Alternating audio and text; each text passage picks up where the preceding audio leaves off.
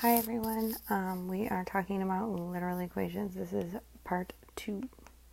Alright, so with literal equations, we're solving equations, but we're solving for an individual variable. So that's not that different. So like normally we would get like x equals a number. In this case, we might get like x equals 3y.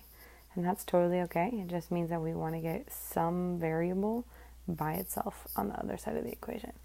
So in this case, it says the formula for the area of the trapezoid is this thing here. So I know that's probably pretty important.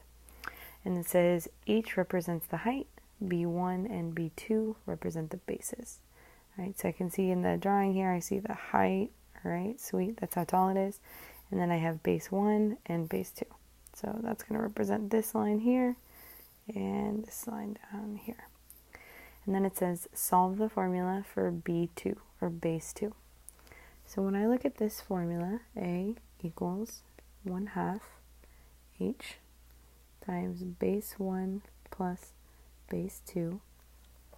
When they say solve the formula for B2, what they mean is I want to get this right here by itself. Right? So I want that to be the only thing on the side of the equal sign. Just like right now I have the A over here, I want that to be a B squared. So I'm going to work from the outside in, and the first thing I see here that I want to get rid of is 1/2. So in order to get rid of 1/2, I'm going to multiply by the opposite, which is 2. What I do to one side, I have to do to the other. So now I have 2A equals 1/2 and 2 make 1. And then I'm going to have H B1 plus B2 multiplication. So I already have something a little bit more simple. And then what I see here is multiplication. These parentheses mean multiplication. So in order to get rid of that H there, I need to do the opposite of multiplication, which is division. I'm going to divide by H on both sides.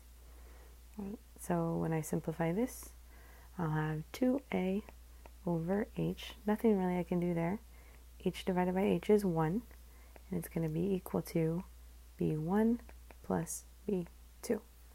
Remember, I'm still trying to get this B2 by itself, right? So I see addition. That means that the opposite of addition is subtraction. I'm going to take away the first base. If I do it from one side, I also have to do it from the other. That makes this part a little complicated to write out, but it's just going to be 2A over H, just like a fraction, and then I'm going to subtract B1, just like that. It's going to be equal to B2, all by itself. So when it says solve the formula for B2, that means that B2 is equal to 2A over H minus B1, right?